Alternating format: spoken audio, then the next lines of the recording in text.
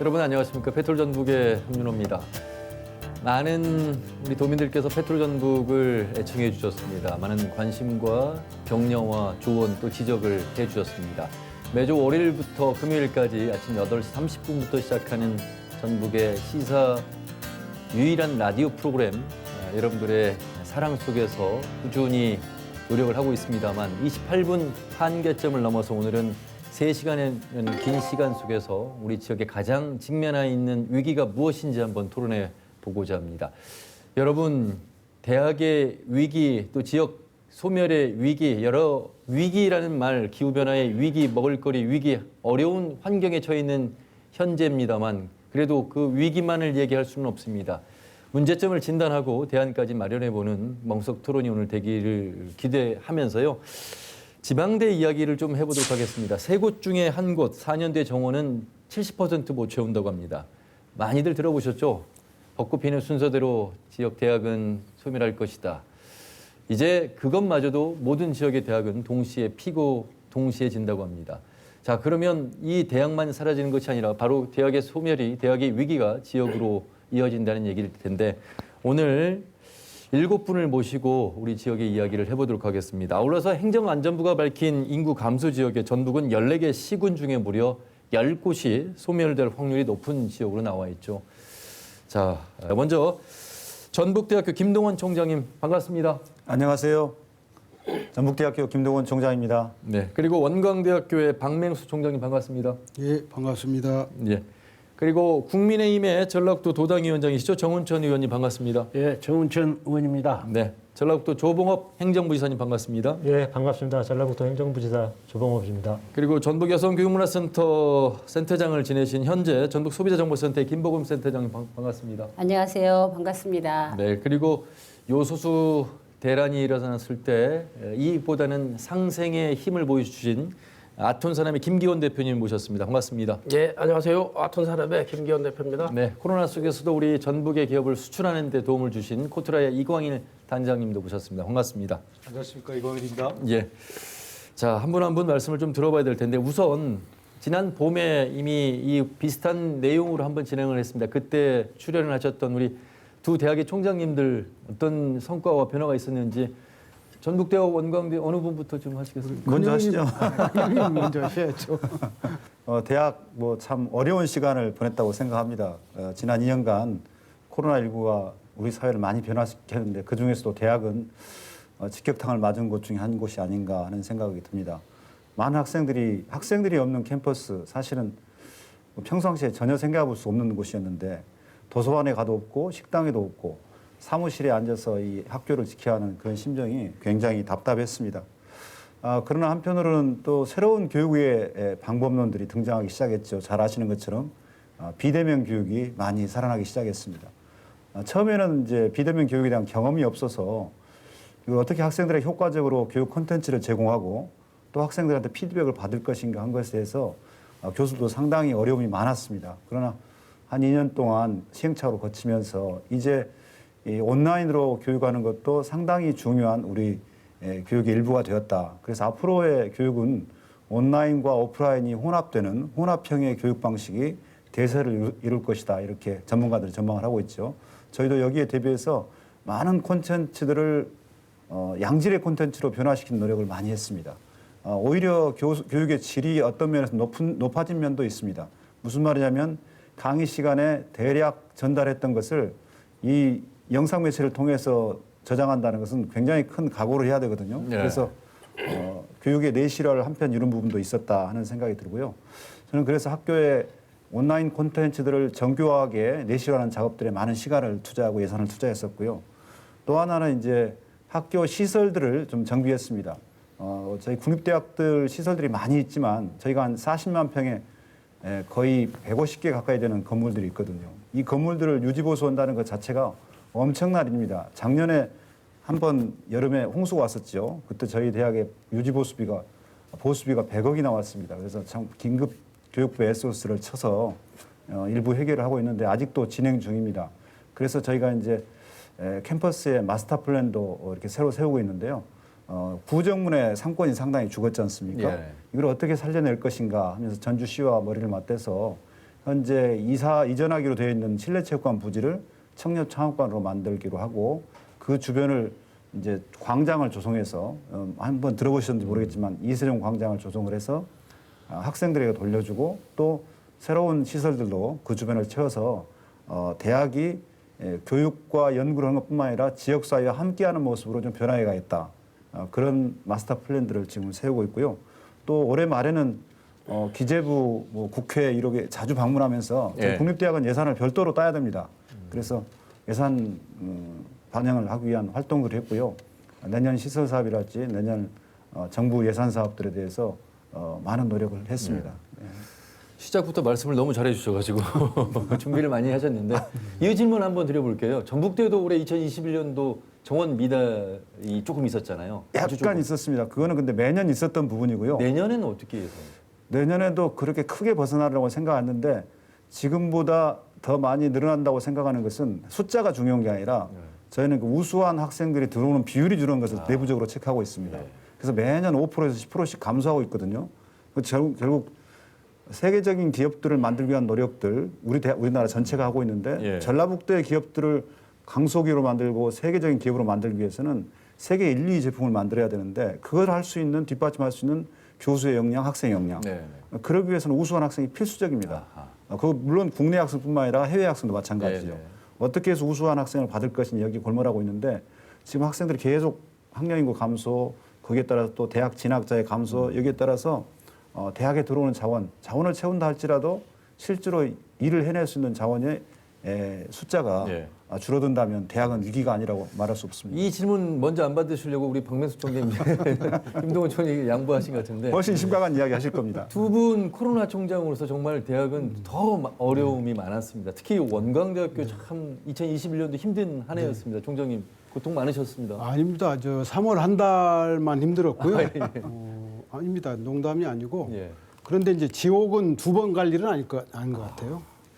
그 덕분에 대량 미달 사태가 있어가지고 올해 수시에서는 이제 일단 저희가 전북에서는 이제 사립대학 중에서는 1위로 오. 경쟁률 1위로 회복을 했고요. 예. 아주 소리 소문 없이 정말 교수님들 직원분들하고 갈등 없이 소리 소문 없이 9% 구조조정을 원만히 달성을 했습니다. 예. 그리고 동문들이 이제 나서 주셔가지고 저희가 이제 2046년이 개교 100주년인데 개교 100주년까지 1000억 조성 운동을 하자. 그래서 지금 발전 기금이 엄청나게 들어오고 있습니다. 대체로 이제 대학은 전통적으로 이제 교육, 연구, 봉사 이게 이제 사명이고 최근에 이제 그 신입생 유치라든지 취창업이라든지 산업협력 이게 중요하잖아요. 그래서 연구 분야에서 우선 저희가 올해 한 3관왕을 했습니다. 그 삼수를 해가지고 이제 저희가 의학 계열이 좀 세잖아요. 근데 여기는 이제 그 첨단 장비라든지 아주 고가의 그 고급 장비들이 필요한데 이걸 사립대학이 학생 등록금 받아갖고 사기는 어렵잖아요. 그걸 이제 정부의 지원 사업에 응모를 해서 삼수만에 올해부터 7년간 122억을 지원받는 그 지역 혁신연구선도센터로 수주를 했고요. 그걸 이제 수주를 하니까 또 이제 공동기기센터라는 게 또 있습니다. 그게 한 48억짜리도 자동적으로 저희가 수주를 하고 특히 도에서 여야 불문하고 지원해 주시고 해서 그 XR 소재 부품 장비센터도 이제 사립대학 중에서 처음으로 유치를 해가지고 그런 부분에서 이제 한 2년 전보다 연구비 수주가 예. 200억 이상 늘었습니다.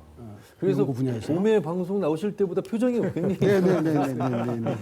지역은 두 번 갈 곳이 아니다. 네, 예.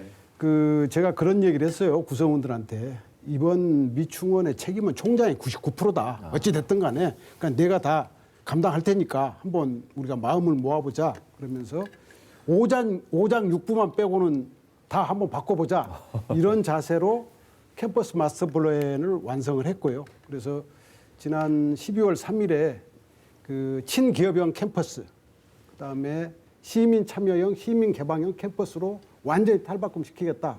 이렇게 해서 그 전 언론을 향해서 선포를 해가지고 아마 저는 이제 앞으로 전라북도에서도 전북대보다는 도지사님이 우리 원광대를 더 좋아하시지 않을까. 아마 그럴 것 같습니다. 예, 그렇게 하여튼 이제 과거의 관행은 다 묻어두고 정말 그 변화와 혁신의 시대에 맞는 원광대로 한번 탈바꿈 해보자. 이런 어떤 이제 분위기가 예. 이제 좀 조성된 그게 가장 큰 성과라고 볼 수가 있겠습니다. 자, 제 옆에 이제 정운천 의원님 나와 계시는데 대선 뭐 전국 속에서 바쁘실 텐데 일단 참석해서 감사드리고 여의도 생활하시다가 가끔 내려오셔서 지역 현안 보시면 지역에 대한 애정이 많이 생기기 어렵잖아요. 그런데 이 방송에 그래도 참여하시면서 지역의 위기에 대해서는 공감하시는 부분이 많으실 것 같은데 지금 두 대학의 그 위기의식 속에서의 일련의 성과를 들으셨는데 어떤 느낌이세요? 아니, 저는 위기라고 생각하고 그걸 얘기하려고 했는데 예. 뭐 1년 동안 위기 다 해결된 것 같습니다. 근데 이제 근본적으로 보면 이제 인구가 이렇게 감소하는 건 막을 수가 지금 없잖아요. 예. 또 전라북도 인구가 뭐 250, 70만에서 지금 170만 대로 내려오고 인구가 감소하는 거하고 대학의 위기하고는 맞물려 있잖아요. 그런데 대학의 인구 감소를 지금 당장 인구 증가로 해결할 수도 없는 거고 그렇죠.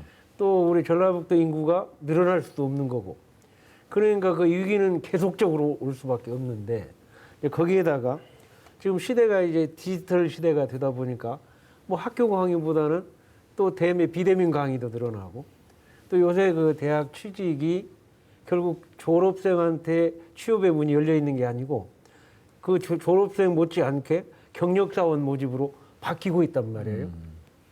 그렇다면 대학 수요가 과거보다 훨씬 줄어들면 줄어들었지 늘어날 수가 없는 그런 시대 상황에 와 있다. 그러니까 그 위기는 계속 될 수밖에 없고, 요 뭐 전북대학교, 원광대학교는 또 큰 학교니까 좀 나을 텐데 아마 제일 지금 어려운 대학이 한번 오셔서 얘기하면 굉장히 지금 위기가 닥쳤다고 얘기할 거거든요. 그래서 이걸 종합적으로 놓고 우리 대한민국 국가가 해결하는 거가 전제가 돼야 되지만 국가가 해결하지 못하고 국가의 다음으로 우리 지방자치 체제에서 어떻게든 이 네트워킹을 통해 가지고 그 해결 방법을 뭐 대학만으로 할 수는 없기 때문에 그 민간 또는 대학 또 어떤 도청 뭐 이런 도기관하고 연계해서 이 문제를 해결할 수 있는 그런 방법. 또 하나는 이제 제가 내려오면서 생각해 봤지만 인구 감소가 앞으로 20년 계속되고 될 때에 지금 계속 위기는 될 텐데 예. 그러면 그 문제를 단순히 대한민국 안에서만 할 거냐.